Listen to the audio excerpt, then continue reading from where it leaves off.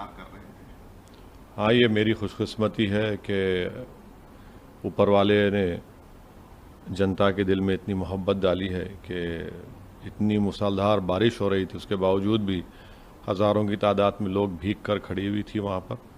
तो हम तो कोशिश कर रहे हैं कि यूपी के जनता के दरमियान में रहें और उनका दिल जीतें, हमारा पैगाम उनको पहुँचाएँ। और हमारी कोशिश ये है कि ज़्यादा से ज़्यादा तादाद में हमारे पार्टी के कैंडिडेट्स जीतें। तो उसी सिलसिले हम लोग तमाम पार्टी के ज़िम्मेदार मेहनत कर रहे हैं कलेक्टिवली। बताया जाता है कि ओवैसी साहब प्रचार करते हैं जहां पर उनकी सीटें निकल कर आती हैं, जीत होती है।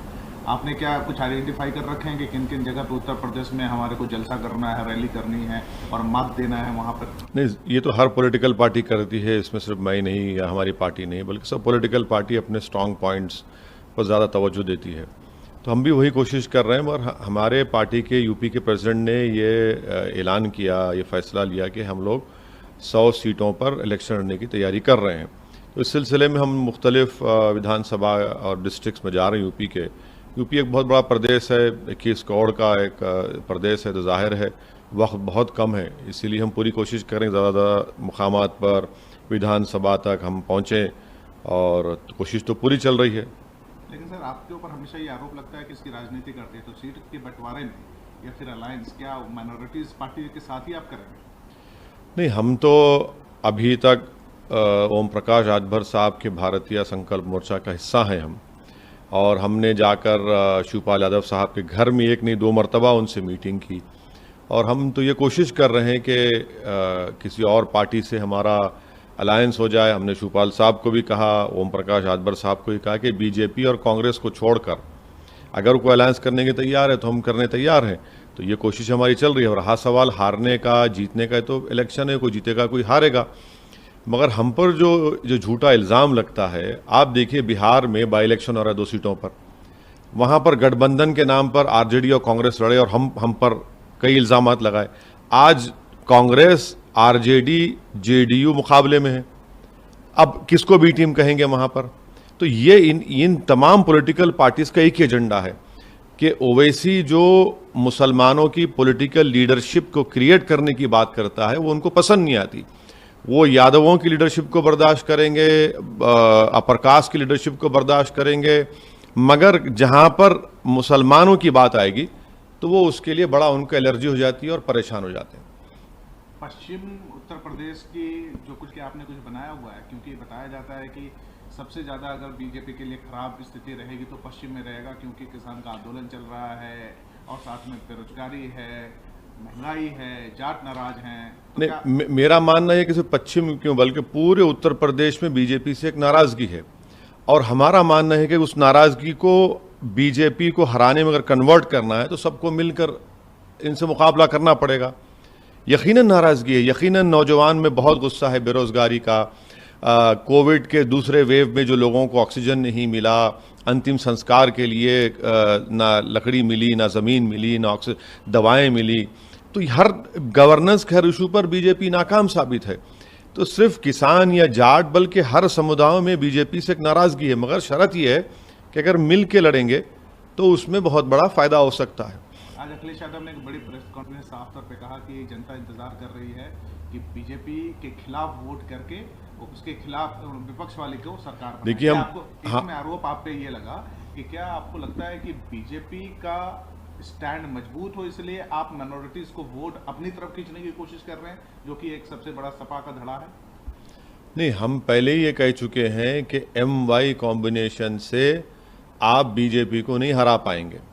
आपको A to Z कॉम्बिनेशन तैयार करना पड़ेगा, तभी जाकर आप बीजेपी को टफ फाइट दे सकते हैं और तभी जाकर हम योगी को दोबारा उत्तर प्रदेश का मुख्यमंत्री बनने से रोक सकते हैं। अब ये इन लोगों पर है। मगर अगर ये समझेंगे कि 19% मुसलमान सिर्फ इनको वोट डालता रहेगा और वो हमारे वोटों पर, मुस्लिम वोटों पर राजनीति करेंगे, तो ऐसा नहीं हो सकेगा। हालात बदल चुके हैं। और दूसरी अहम बात यह है कि पार्लियामेंट के चुनाव में सपा और बसपा मिलकर लड़े, उसके बावजूद भी आप बीजेपी को नहीं हरा पाए, सिर्फ 15 सीट पार्लियामेंट से जीत पाए, जबकि 75% मुसलमानों ने आपको वोट दिया। तो ये भी तो एक रियलिटी है। इसलिए हमको ये लगता है कि आज MIM पार्टी का एक पहले से ज़्यादा MIM पार्टी स्ट्रांग है उत्तर प्रदेश में, पहले से ज़्यादा लोगों में एक्सेप्टेंस है और बहुत अच्छे काबिल बहादुर लोग हमारी पार्टी से जुड़ते जा रहे हैं। हिस्सेदारी की बात आप कह रहे हैं, क्या हिस्सेदारी? बिल्कुल हिस्सेदारी होगी, हमारी लड़ाई पूरी हिस्सेदारी की है। हम ये कह रहे हैं कि भाई हम तो वोट डालने की कोई मशीन तो नहीं है आपके लिए, आप हमको क्या हिस्सा देंगे? क्यों आज लोएस्ट लिटरेसी रेट मुसलमानों का है, महिलाओं में लोएस्ट मुस्लिम महिलाओं का है, क्यों कम ग्रेजुएट सिर्फ 2% मुसलमान हैं, क्यों 27% मुसलमान जेल में है, क्यों फायरिंग में ज़्यादा इनकाउंटर में मुसलमान मर जाते हैं? तो ये सब सोशल ये जो प्रॉब्लम्स है उसका रास ताल्लुक पॉलिटिकल एम्पावरमेंट से है, और पॉलिटिकल एम्पावरमेंट ये पार्टीज करना नहीं चाहती उत्तर प्रदेश के मुसलमानों का। एक आखिरी सवाल उत्तर प्रदेश से जुड़ा होता है कि एक ऐसे समय में चुनाव आया है जिस समय ओवैसी के लिए रास्ता क्लियर हो गया है, क्योंकि आजम खान साहब जेल में हैं। ना ना ना, नहीं नहीं नहीं, बड़ा चेहरा, ना ना ना, मैं हरगिज़ इस तरह का आदमी नहीं हूँ। मैं आज़म खान साहब के लिए दुआ भी किया हूँ, जनता से भी अपील किया हूँ कि उनके लिए दुआ करिए, उनकी मुश्किलात में अल्लाह कमी लाए, वो जल्द से जल्द रिहा हो जाए। देखिए, पॉलिटिकल डिफरेंसेस हो सकती हैं समाजवादी पार्टी से, मगर आज़म खान साहब तो एक बहुत बड़े नेता हैं उत्तर प्रदेश के, एक बहुत बड़ा कंट्रीब्यूशन उत्तर प्रदेश की पॉलिटिक्स का उनके लिए, और हमारा मानना है कि उनको डेलिबरेटली उनको परेशान किया जा रहा है, उनको इस तमाम माहौल में और उनको परेशान करने की कोशिश की जा रही है। इसे को इनवाइट किया है आने वाले समय में अफगानिस्तान के मसले पर नवंबर 10 या 11 को एक बड़ी बैठक हो सकती है भारत में। फिर ये किस तरीके की नीति है सर? इंडिया और हिंदुस्तान, पाकिस्तान और हिंदुस्तान बात करने के लिए तैयार है टेबल पे? देखिए, जम्मू कश्मीर में हमने सीज फायर को मान लिया, LOC पर सीज फायर ब्रेक हो गया था, हमने सीज फायर को मान लिया। क्यों माना हमने? फिर उसके बाद से हम देख रहे हैं कि हमारे फौज के सिपाही मर रहे हैं, कभी 5 कभी 2 जूनियर कमीशन ऑफिसर मारा गया कल, सिविलियंस की टारगेटेड किलिंग हो रही है वैली में। और ये कहाँ से हो रही है? तो पड़ोसी देश से आ रहे हैं। अब तो वो लोग अपने आम टेररिस्ट को भिजा रहे हैं, रोज लोग मर रहे हैं। अब आप NSA से क्या बात करेंगे? पाकिस्तान के NSA से इनकी कोई पॉलिसी है क्या? फॉरेन पॉलिसी इनके पास कोई अप्रोच है क्या? बीजेपी के पास कुछ है ही नहीं है। ना चीन के ताल्लुक से कुछ LAC पर कोई अप्रोच है, ना LOC पर इनका कोई कंसिस्टेंट अप्रोच है। कंप्लीटली इनकंसिस्टेंट अप्रोच है, और जैसा इनको दबाया जाता है अमेरिका से, उस तरह से हम लोग हरकत करते हैं। मगर क्या ऐसे माहौल में इन लोगों से बातचीत करने से क्या हासिल होगा? अफगानिस्तान सब जानते हैं, खुद RSS कह रही है कि चीन, पाकिस्तान, टर्की मिलकर तालिबान की मदद किए, और आप NSS की मीटिंग करेंगे। ये किसको बेवकूफ़ बनाया जा रहा है? किसको बेवकूफ़ बना रहे हैं? इनके पास कोई पॉलिसी नहीं है इस बारे में। पाकिस्तान से बात नहीं करनी चाहिए।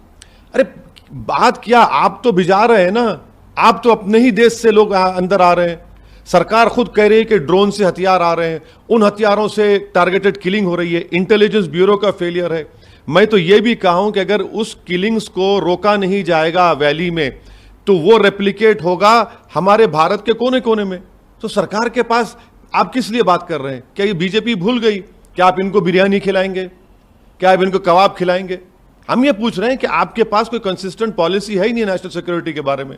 आपके पूरी इस बात से ये लग रहा है कि न सिर्फ डिप्लोमेसी बल्कि इंटरटेनमेंट, संगीत, खेल, सब चीज को त्याग देना चाहिए। यही तो बीजेपी ने मुतालबा किया था ना, यही तो बीजेपी कहती आ रही है। हम ये पूछ रहे हैं कि आपके पास एक कंसिस्टेंट फॉरेन पॉलिसी नहीं है। आपने फॉरेन पॉलिसी को मोदी की पर्सनल पॉलिसी में तब्दील कर दिया, आपने फॉरेन पॉलिसी को डोमेस्टिक पॉलिटिक्स से जोड़ दिया, इसीलिए तो सब ये चीजें हो रही हैं। अगर आपके पास विजन होता तो सब चीजें नहीं होती, मगर आप ये समझते हैं कि डोमेस्टिक पॉलिटिक्स डिक्टेट करेगी फॉरेन पॉलिसी को और मोदी की पर्सनल करिश्मा चलेगा फॉरेन पॉलिसी में, तो हम हर चीज में नाकाम साबित हो रहे हैं। मेरा जुड़ा हुआ सवाल आपसे मैं क्लियर इसलिए पूछ रहा हूं कि ये ऐसे समय वक्त भारत पाकिस्तान को इनवाइट कर रहा है, अफगानिस्तान में सरकार बन रही है, हक्कानी नेटवर्क उस सरकार के हिस्सेदारी कर रहे हैं, 24 तारीख को क्रिकेट खेला जा रहा है, तो ये मल्टीपल ये सवाल तो बीजेपी सरकार को देना पड़ेगा ना। जब हमारे फौज के सिपाहियों की हत्या हो रही है, वैली में टारगेटेड किलिंग्स हो रही है, बिहार के गरीबों को गोली मारा जा रहा है, तो